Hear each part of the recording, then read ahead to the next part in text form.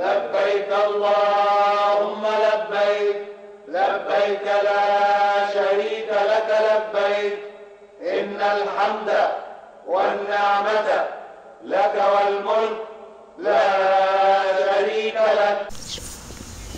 Halo Sobat Book Reading 12 yang berbahagia. Jumpa lagi. Kita akan melanjutkan pembacaan buku kita, masih dengan buku yang berjudul Haji, karya Ali Syariati. Pada episode kali ini kita akan melanjutkan pembacaan bagian episode sebelumnya, yaitu Masy'ar bagian 2. Bismillahirrahmanirrahim. Sebagai seorang individu, engkau telah mencebur dan berbaur dengan orang ramai. Kini engkau kembali menjadi seorang individu. Individualitas dan mutiara dirimu yang engkau dapatkan dengan menceburi samudra manusia itu sangatlah menakjubkan. Engkau berdesak-desakan dengan orang ramai, tetapi dalam waktu yang bersamaan engkau adalah sebatang kara. Betapa menakjubkan. Lorong Musdalifah, jalan sempit di antara Masy'ar dengan Mina, memagut pasukanmu ini ke dalam rangkulannya. Berjuta-juta muslim yang berjejal-jejal, berdesak-desakan, tak dapat dipisah-pisah dan tak dapat dicerai-beraikan, seolah-olah mereka saling berangkulan. Walaupun demikian, masing-masing di antara mereka adalah sebatang kara di dalam menghadapi langit Masy'ar yang penuh inspirasi. Engkau merasa sepi di tengah orang yang banyak yang memiliki otoritas mutlak ini. Di antara mereka ini tidak ada yang saling mengenal. Tetapi janganlah kenyataan ini membuat engkau merasa takut karena malam melindungi dirimu. Tidak seorang pun yang akan memperhatikan dirimu atau memanggil engkau dengan panggilanmu yang biasa. Bebaskanlah dirimu dan berserahlah ke dalam pelukan malam. Apakah yang kukatakan ini? Malam Masy'ar telah menutupi horizon dan terlihat sebagai sebuah layar yang agung. Di dalam kesepian rumpun palma yang bermandikan cahaya rembulan ini, tinggalkanlah matamu yang mencari-cari dan hatimu yang resah di dalam kelimpahan heningnya, agar engkau dapat terbang dan berputar-putar seperti kupu-kupu yang sedang bercinta-cintaan.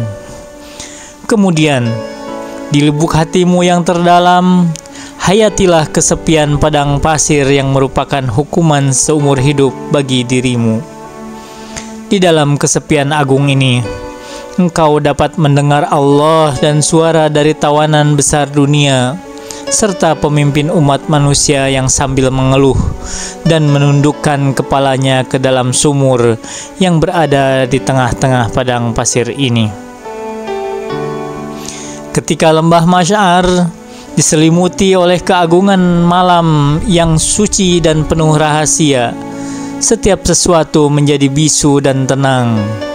Kemudian, dengan sekonyong-konyong gelombang para penakluk pasukan muslim menerjang masuk ke dalamnya dan menenggelamkan dasarnya, bukit-bukit dan gunung-gunung di sekitarnya.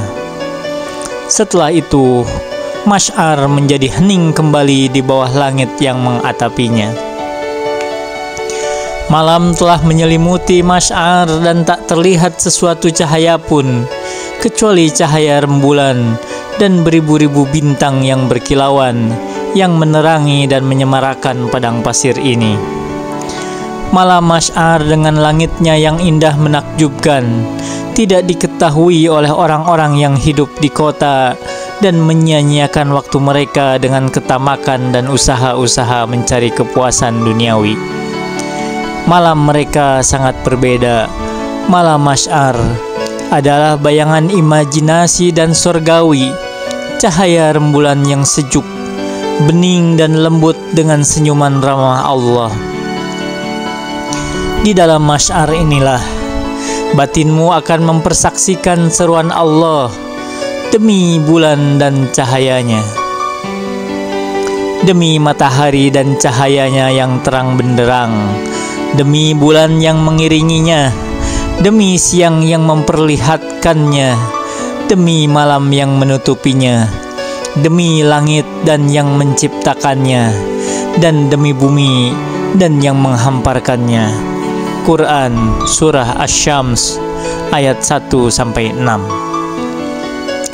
Malam masyar ini tidak sama dengan malam di kota-kota yang padat dengan udara yang tercemar, di mana warga-warganya menghirup udara yang lembab dan kotor, sedang bintang-bintang terlihat pucat dan tidak bersemarak.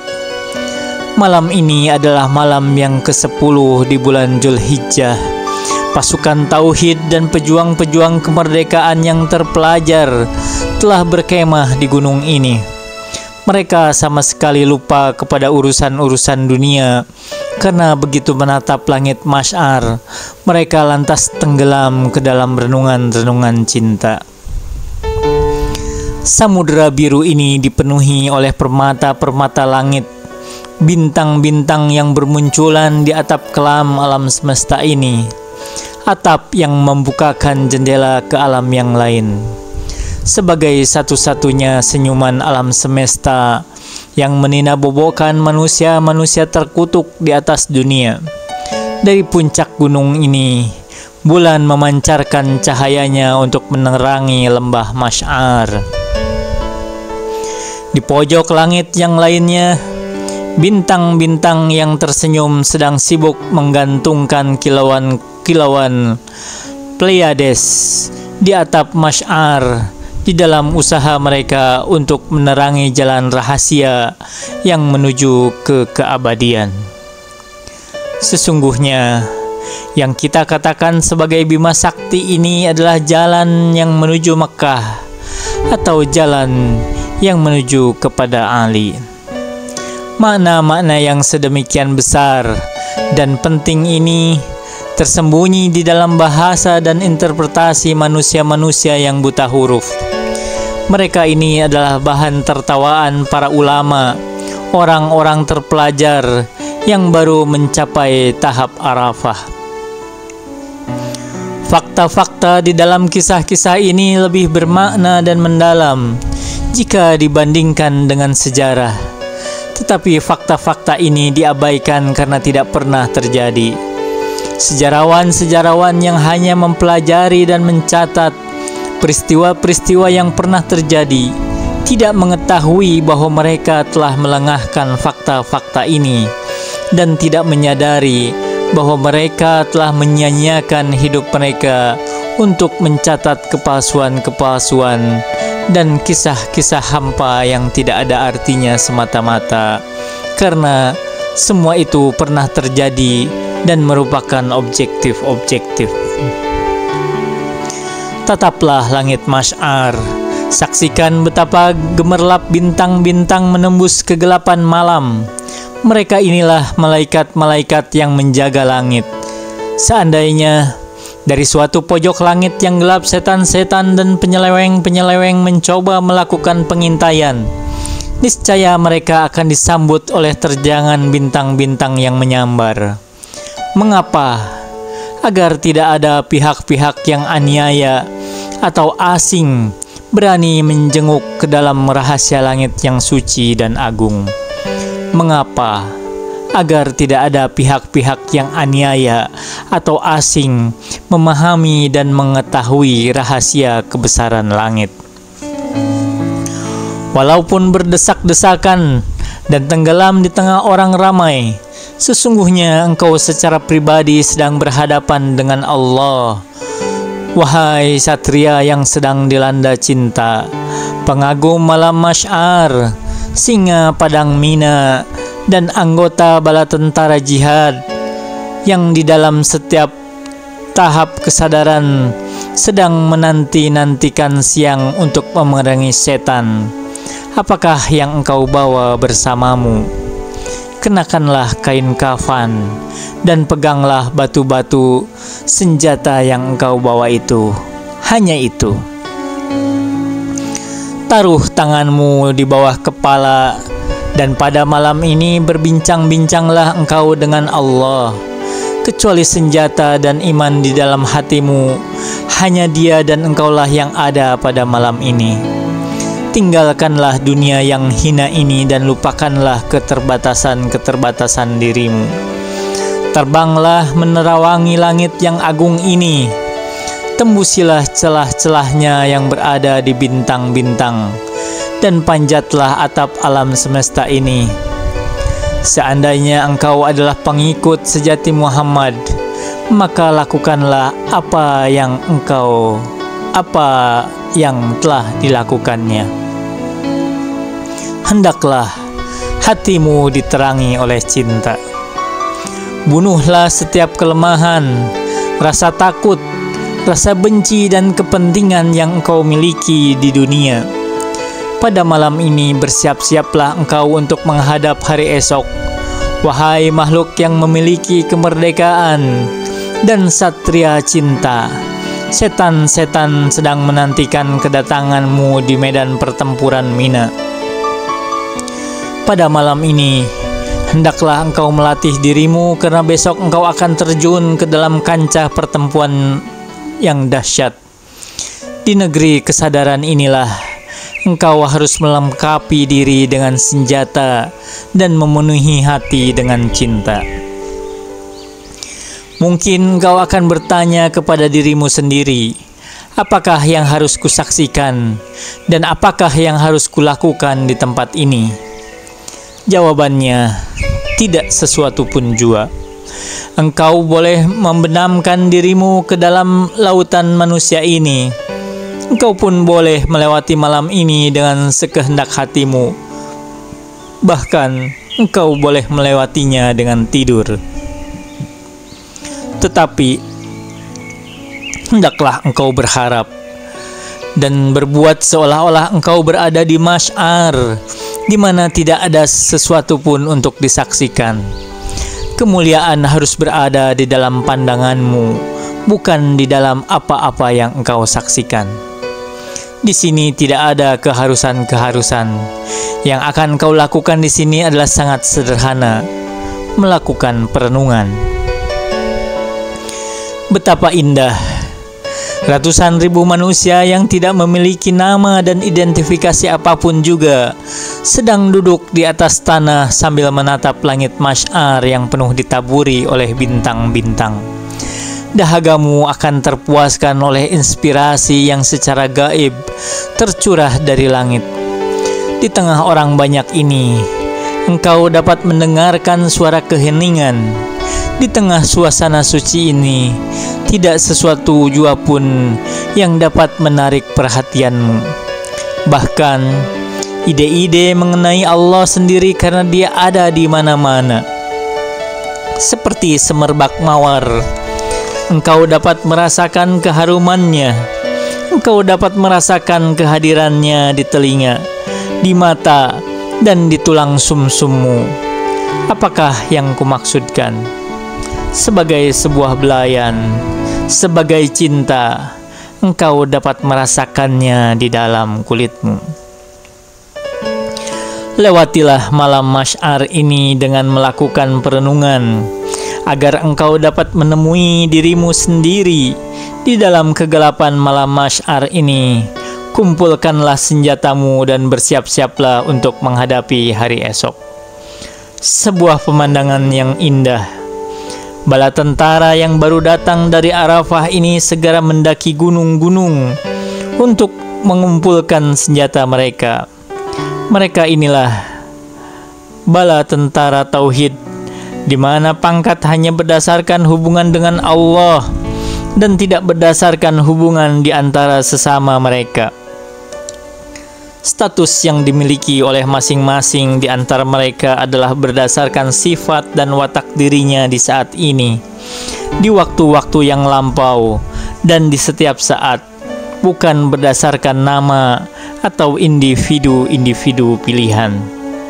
Terakhir sekali, yang memegang komando di dalam pasukan tauhid ini adalah Ibrahim.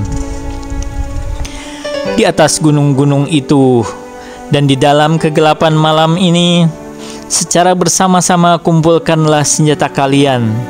Tetapi ingatlah bahwa setiap orang di antara kalian bertanggung jawab terhadap dirinya sendiri. Tahap yang berikutnya adalah Mina, tahap pertempuran. Tahap ini terjadi di keesokan hari, yaitu hari pengorbanan, saat untuk melakukan jihad. Kumpulkanlah senjatamu di dalam kegelapan malam, dan bertempurlah di siang hari besok. Lautan manusia ini terlihat menggelora dan penuh semangat. Mereka sedang membayangkan dan bersiap-siap untuk menghadapi peperangan. Lautan manusia ini terdiri dari beribu-ribu jiwa yang tidak memiliki identitas. Semuanya saling bersaudara dan masing-masing di antara mereka adalah tentara. Semuanya saling mengenal, tetapi tak seorang pun dapat menunjukkan yang manakah saudaranya, karena mereka adalah sama. Di dalam kegelapan Masy'ar, setiap orang di antara mereka giat membungkuk-bungkuk mencari batu-batu kerikil, jamarah, yang sebagai senjata besok akan dilontarkan ke arah musuh mereka di medan pertempuran Mina. Jamarah adalah kerikil dari jenis tertentu. Oleh karena itu, hendaklah engkau teliti memilihnya. Warnanya gelap dan sulit diketemukan. Pilihlah jamarah yang tepat ukuran besarnya. Di dalam melakukan pemilihan jamarah ini, engkau harus mengikuti saran-saran, disiplin, bersatu, kompak, dan benar-benar merasa bertanggung jawab. Semua ini sangat penting artinya. Kerikil-kerikil ini akan engkau pergunakan untuk membunuh musuh. Pilihlah batu-batu yang licin, mengkilap, bulat, lebih kecil dari biji kacang, namun lebih besar dari pistachio. Apakah yang dilambangkan oleh kerikil-kerikil ini? Peluru. Segala sesuatu telah siap dan telah diperhitungkan matang-matang. Setiap anggota pasukan Ibrahim ini harus menembakkan 70 peluru kepada musuh di medan pertempuran Mina. Peluru-peluru ini harus ditembakkan ke arah kepala, dada, dan jantung musuh. Hanya peluru-peluru yang mengenai sasaran sajalah yang akan diperhitungkan. Jika engkau tidak ahli, maka sebagai kompensasinya ambillah peluru dalam jumlah yang jauh lebih banyak. Engkau harus memiliki cadangan yang mencukupi. Jika jumlah peluru yang mengenai musuh kurang daripada yang dianjurkan kepadamu, maka engkau tidak dipandang sebagai anggota pasukan ini dan ibadah hajimu tidak sah. Sebagai anggota pasukan ini, taatilah peraturan-peraturannya. Ingatlah bahwa engkau harus singgah di Mina selama 3 hari, yaitu tanggal 10, 11, dan 12 Zulhijjah. Berhati-hatilah, jangan sia-siakan pelurumu, karena sekali lagi, hanya peluru-peluru yang mengenai sasaran sajalah yang diperhitungkan. Demikianlah peraturan perang. Kenyataan-kenyataan dan aksi-aksi sama pentingnya dengan hasil-hasil yang objektif. Skenanya adalah medan pertempuran, bukan biara. Perintah-perintah yang harus engkau patuhi cukup sederhana, tepat, jelas, pasti, tak dapat diingkari, dan tidak perlu ditafsirkan baik secara teologis maupun secara filosofis. Aksi-aksimu ini tidak ada hubungannya dengan berdoa, menengahi, menangisi, atau bermohon. Inilah aksi beserta konsekuensi-konsekuensinya. Dan dirimu diharapkan ketaatan mutlak yang dicirikan oleh tidak adanya bantahan.